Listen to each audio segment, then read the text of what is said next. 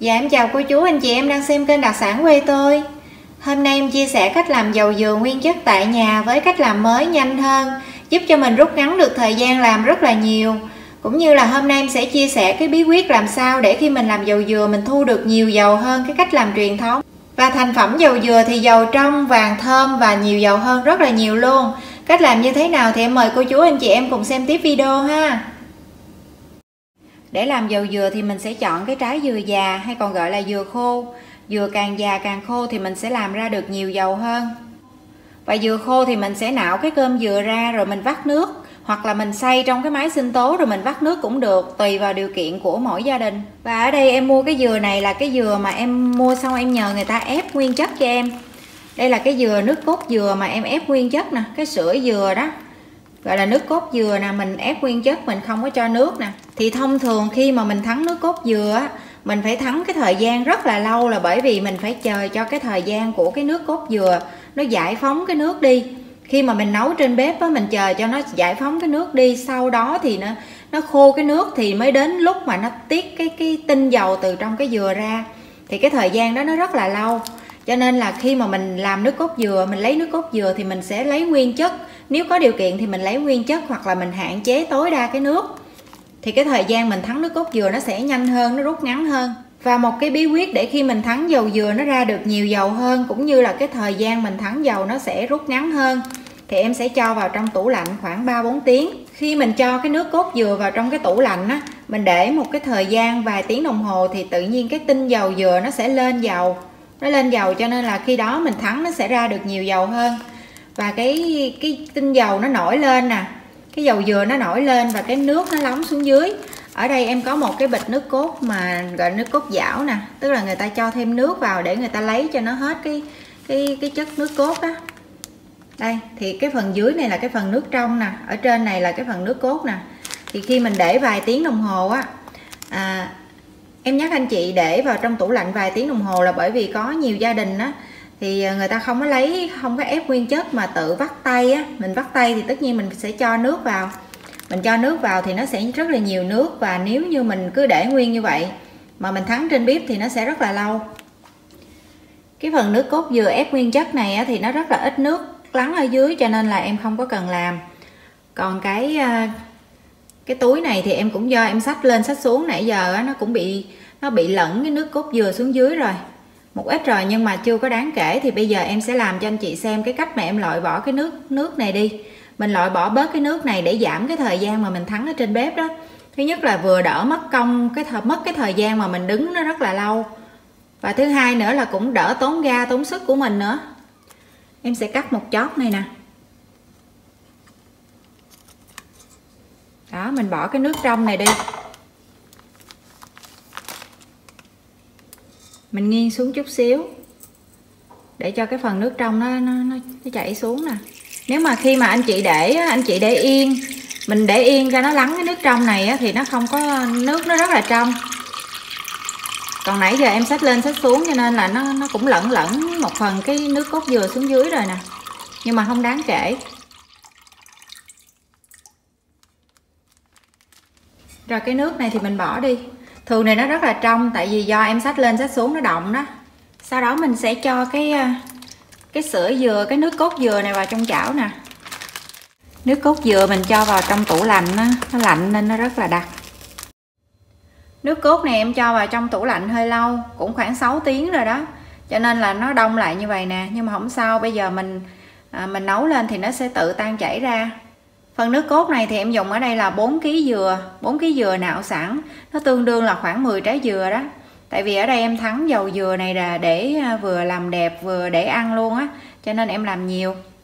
Bây giờ mình sẽ bật bếp lên, và lúc này thì mình cứ để lửa lớn để cho nó sôi lên ha.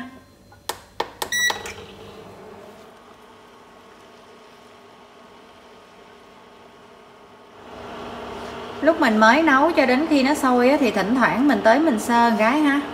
Mình sơ để không thôi là cái cốt dừa nó lắng xuống dưới á, nó cũng làm khét nữa.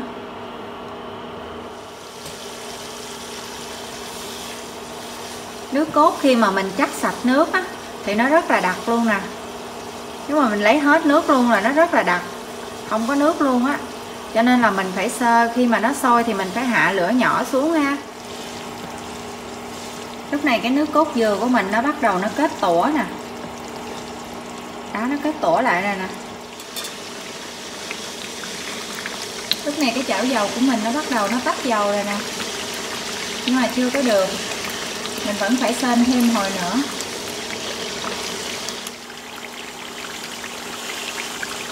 Mình sên một hồi thì mình thấy nó như vậy nè. Và lúc này thì nó rất là nhiều dầu nè, nó ra được rất là nhiều dầu. Thì mình thấy nhiều dầu như vậy thì cũng chưa có được đâu ha. Mình đừng có vội, mình nghĩ là có nhiều dầu rồi mình ngưng. Thì như vậy thứ nhất là nó chưa có ra hết dầu nè. Đó. Thứ hai nữa là nếu mà mình lấy dầu trong lúc này thì cái dầu của nó chưa có đạt, chưa có tới thì nó sẽ rất là nhanh hư. Cho nên mình sẽ sơ thêm tí xíu nữa.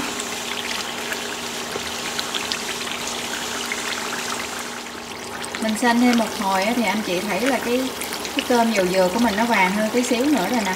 Và cũng như là cái dầu cái dầu lúc này nó trong hơn nè. Lúc nãy thì cái dầu của mình nó còn đục ha. Thì khi mà mình sên cái dầu dừa mà nó đạt cái độ mà gọi là đạt đó, thì cái dầu dừa mình nó mới trong và nó mới vàng.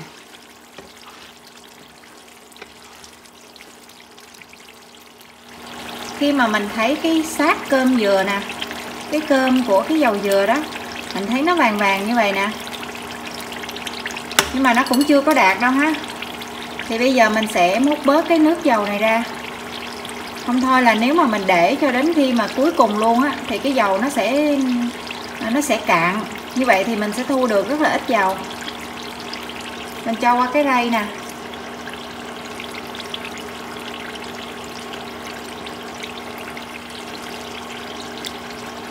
Đây là cái cách mà em học được từ cái chị mà chuyên bán dầu dừa đó. Cái chị chuyên thắng dầu dừa để bán đó.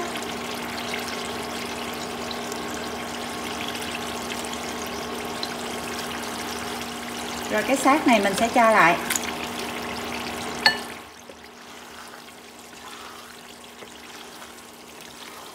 Thật ra thì cái người bán thì người ta sẽ múc bớt dầu ra sớm hơn mình. Còn mình thì ở nhà do mình làm ăn á, và em cũng thắng hơi nhiều, cho nên là mình sẽ để cho cái này nó vàng tí xíu, nó tới dầu xíu thì mình múc ra, thì mình để được cái dầu nó sẽ lâu hơn.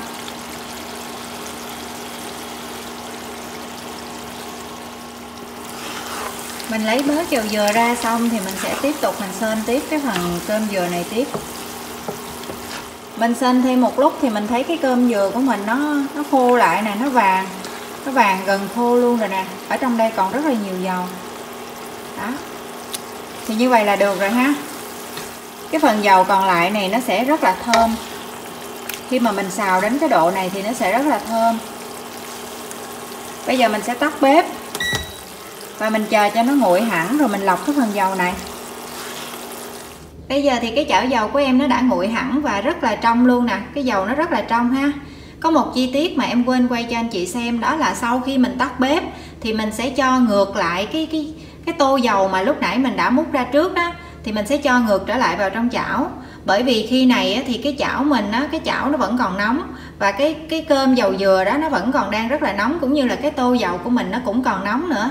Thì mình cho ngược trở lại vào đây thì cái độ nóng vừa phải đó nó sẽ giúp cho cái dầu của mình nó tới thêm một xíu nữa, thì cái dầu của mình nó sẽ trong hơn cũng như là sẽ thơm hơn, và đồng thời là mình cũng sẽ để được lâu hơn nữa. Bây giờ mình sẽ đi lọc xác dầu dừa. Mình chuẩn bị một cái tô sạch và khô nước, và một cái rây cũng phải khô nước. Và em dùng thêm cái dụng cụ này nè, cái này em không biết gọi là cái gì nữa. Thì cái này nó dày hơn. Nó dày hơn thì mình lọc nó sẽ kỹ hơn. Em chồng vào đây một lớp, rồi em lòng vào đây là 3 lớp nè, cho nó sạch dầu.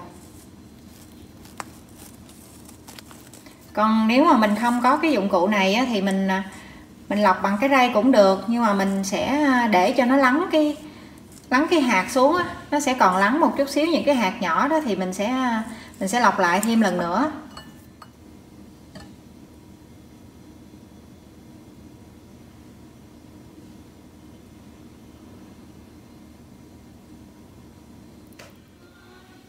Rồi mình sẽ cho cái phần xác dừa nè, xác dầu dừa, Nó còn dầu ở trong này nhiều lắm.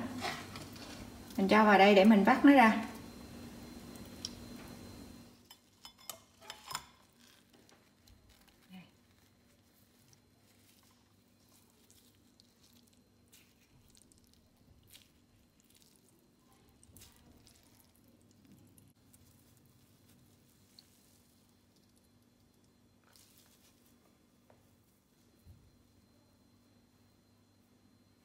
Lọc dầu xong thì mình sẽ để cho nó lắng xuống, xong rồi mình lọc lại một lần nữa. Mình nghiêng nhẹ nhàng, mình rót thêm một lần nữa.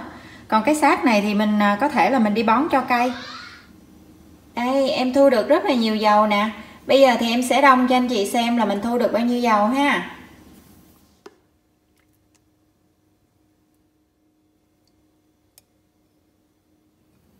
Em thu được 1,2 lít dầu dừa. Như vậy là 4 kg dừa nạo sẵn thì em thu về được 1,2 lít dầu dừa nguyên chất rất là chất lượng. Tức là 1 kg dừa thì mình sẽ làm ra được là 300 ml dầu dừa nguyên chất. Còn đối với cái cách làm truyền thống thì 1 kg dừa mình sẽ làm ra được trung bình là khoảng 170 ml dầu dừa. Như vậy thì so với cái cách làm truyền thống thì cách làm này mình thu được nhiều dầu hơn rất là nhiều luôn. Tiện đây thì em cũng cảm ơn chị bán dầu dừa rất là nhiều đã chỉ cho em cái cách làm mới để em thu được nhiều dầu hơn. Tiếp theo thì mình sẽ chuẩn bị keo lọ sạch có nắp đậy để mình bảo quản dầu.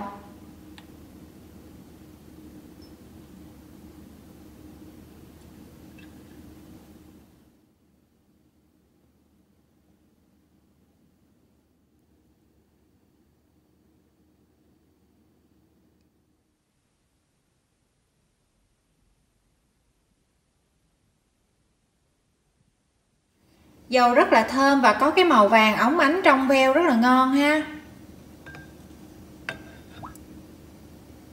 Đây, cái dầu của mình là ngon ghê chưa. Mình chịu khó bỏ ra một xíu thời gian thôi là có ngay một hũ dầu dừa nguyên chất rất là chất lượng. Vừa là thực phẩm rất tốt cho sức khỏe của gia đình mình, vừa là mỹ phẩm cho da cho tóc với nhiều công dụng rất là tuyệt vời. Nếu biết hết cái công dụng tuyệt vời của dầu dừa đối với sức khỏe như thế nào thì em chắc chắn là anh chị sẽ đi mua ngay dừa về để thắng dầu dừa thay thế cho dầu ăn hàng ngày cho gia đình mình luôn đó. Và để biết hết cái công dụng tuyệt vời của dầu dừa như thế nào thì anh chị search Google tìm hiểu giùm em ha. Do là thời lượng video có hạn nên là em không có giải thích hết trong cái video này. Bây giờ thì em cảm ơn cô chú anh chị em đã xem hết video. Nếu thích video thì nhớ tặng cho em một like và một nút đăng ký kênh để ủng hộ tinh thần. Bây giờ thì xin chào và hẹn gặp lại ở video tiếp theo.